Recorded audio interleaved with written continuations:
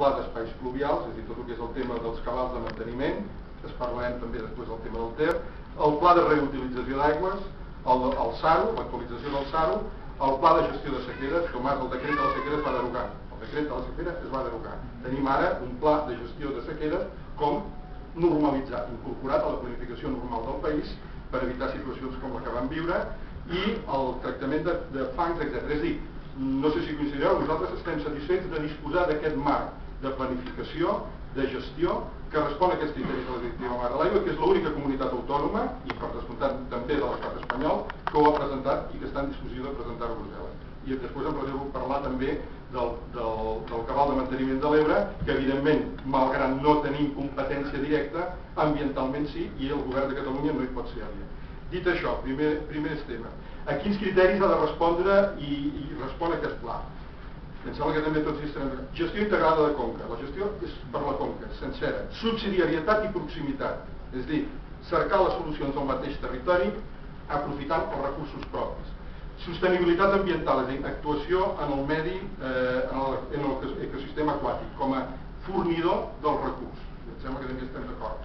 La sostenibilitat de garantia, la gran qüestió. Quina és la forma que es pot garantitzar aquest subministrament en aquests propers 25 anys? Molt breument, i perquè crec que aquí sortirà pràcticament tot. Escolteu, quan es va aprovar en el Plan Hidrológico Nacional la part del transvasament 190 hectòmetres cúbics d'any cap a Barcelona, es preveia un dèficit estructural al 2003 de 110 hectòmetres cúbics a l'àrea central de Barcelona, i una perspectiva de 118 més en els anys propers. I es deia que això no es podia abastar en els recursos propis d'aquest àmbit. En aquest moment 2010-2011, necessitats en hectòmetres cúbics, estem amb 176, i amb les actuacions de desalinització, de recuperació d'aqüífers i protecció d'aigües subterrànies, i de les millores del sistema de tractament i regulació, ja estem amb 122. És a dir, aquells famosos 103 que faltaven, hem generat recursos nous per 122 i tenim coberts, naturalment, tot el que és l'abastament urbà, el rec agrícola i els cabals ambientals, que és la clau. Ara parlo del sistema Ter-Llobregat. En aquest moment, transvasament del Ter, màxim 190 hectòmetres cúbics any, és el que s'autoritzava. Enguany, 150, 2012, això en el cas de que es vagi aplicant aquest pla. Es pot arribar als 130, 60 hectòmetres cúbics d'estalvi. En el 2015, 115, 85 hectòmetres de retorn al Ter.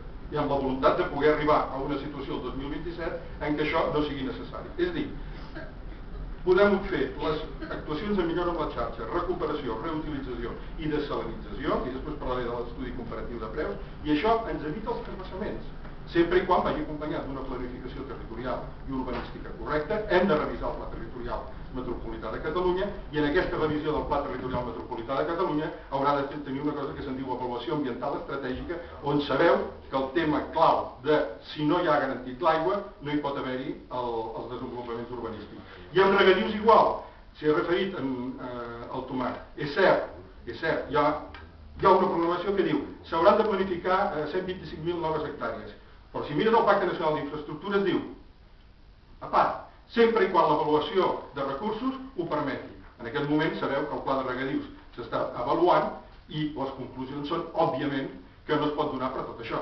Per tant, l'important és exigir que s'apliquin aquests mecanismes. Per tant, nosaltres creiem que en aquest escenari és possible aplicar aquests nous criteris de gestió de l'aigua amb reutilització, amb recuperació. La sequera va ser una situació emergent i després en podem parlar i hi ha moltes coses a criticar. Però una de les grans actuacions que ha deixat la sequera és la recuperació de pous i aqüífers, i això em sembla que podem donar fe a tots els municipis de Catalunya. És a dir, la posta en valor d'aquests recursos com la posta en valor de les actuacions de descontaminació dels aqüífers contaminats per purins. Escolta, és aquest govern i és aquesta conselleria la que ha declarat més zones vulnerables que mai. Llavors, una altra cosa és ser conseqüent, i jo estic d'acord amb el que s'ha dit aquí de la necessitat de coordinació indispensable entre els departaments del govern de la Generalitat, i em sembla que ens entenem. Indispensable, que tot el govern entengui que quan estem parlant de nova cultura de l'aigua i de sostenibilitat afecta tot, els regadius, a la ramaderia, i que s'ha de fer d'aquestes formes. Com amb el mateix tema del canal Segarra-Garrigues al que us referíeu. De l'Ebre, jo crec que és important parlar del tema de l'Ebre. Escolteu, quina és la posició que nosaltres defensem en el govern i que continuarem defensant posteriorment a Catalunya? Està el cabals de manteniment. En Tomàs no ho ha dit, suposo que ho saps. La proposta de l'agència catalana, d'aquesta agència catalana de l'aigua, portada i batallada, i per això no hi ha acord, són 7.800 hectòmetres en any sec, 9.480 metres cúbics per segon en anys mitjans i 12.517 en anys humits. I és cert que el plantejament d'alguna gent de la Che, o del Ministeri, no sabem de qui, és per sota d'inclús del mínim de l'any sec. Per què? Perquè el seu plantejament és, efectivament, el caudal ecológico del delta es el agua sobrante después de todas las reservas que hemos efectuado. Això no va a missa i el comissari de Medi Ambient de la Unió Europea li ha estirat les orelles potentíssimament. Sabeu que se li va fer una pregunta el 2 de febrer del 2010 al Parlament Europeu i Espanya sap que no està complint i que ha de presentar el Pla de Conca, i aquest Pla de Conca li passarà com un transvasament de l'Ebre. No li aprovaran. No li aprovaran i no serveix. Ara, hauran de caure del cavall. Si no és la Rosa Aguilar, serà la Rosa Colom, però algú haurà de caure del cavall a nivell de l'Estat, que això no va així. Però el que vull dir des de Catalunya, no ens desentenem de l'Ebre. Tu saps que no ens entenem, bueno, vosaltres ho sabeu, no ens podem desentendre de l'Ebre. El compromís és recuperació d'això i aplicació de tot el conjunt de programa de mesures d'abastament, que és molt important el que s'està fent, per garantir precisament que hi hagi bon abastament i que puguem sanejar. No hi has parlat, Flix. No, és molt important haver destapat el merder de Flix i dir això s'ha de solucionar, i en aquest moment són 200 milions d'euros que s'han d'invertir aquí i a garantir l'abastament a tot el conjunt de la conca. I és cert també, i nosaltres ho denunciarem i creiem que s'ha de denunciar, ja ho has dit tu però val la pena referir-ho, efectivament La Rioja i Aragó es reserven exactament el triple del cabal del transvasament a través de l'Estatut d'Autonomia i tot això. Això ho hem de denunciar i hem de fer batalla política i en tot cas ens hi comprometem des del govern de Catalunya o des del Parlament o d'on sigui a denunciar aquesta situació. S'ha de replantejar de dalt a baix la Che, l'estratègia de la Che i l'Ajuntament. Per no extendre'm més perquè són temes molt concrets. Jo crec que aquí és important dir-ho. Els transvasaments són bons, els transvasaments són més barats, els transvasaments són més ecològics. Escolta, està estudiat, ja és irrebatible. Nosaltres hem fet l'aposta per la desalinització, no per garantir qualsevol consum a qualsevol cost, a qualsevol necessitat, sinó com un element de garantia, conjuntament amb els elements de recuperació, de reutilització i d'aqüífers.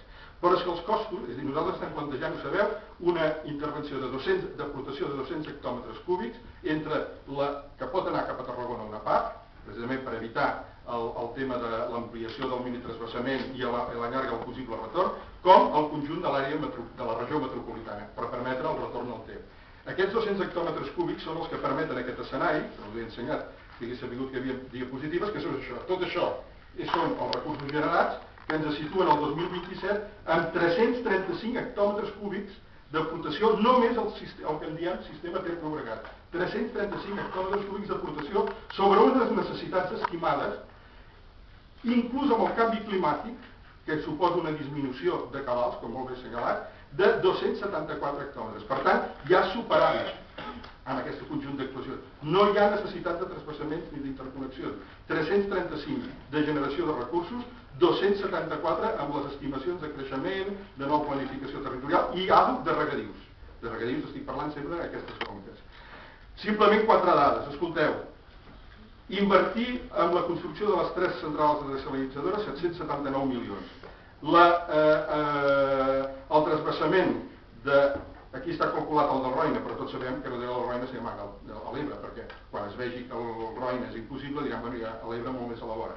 Però posem aquest cost, 1.950 milions d'euros, inclosa l'etapa de Cardedeu. Amortització de les desalinitzadores, 30 anys. En el cas del transvasament, 60 anys. Costos, total de costos, inclosa l'amortització en 30 anys per les desalinitzadores, en 60 anys per al Roine. Si utilitzem el 80% de la capacitat de desalinització, el cost està a 1,3 euros metre cúbic. Si utilitzem el transvasament del Roine, 1,55. Cas d'utilització del 50% només de la capacitat de desalinització, 1,67 euros, 2,24 en el transvasament. I si utilitzem només una quarta part de la desalinització, 2,65 euros, 4,1. I no és veritat que els costos energètics siguin tan desastrosos o que l'impacte ambiental sigui tan horrorós en el medi marí. Sabem que hi ha perfectament mitjans per reduir i que cada cop està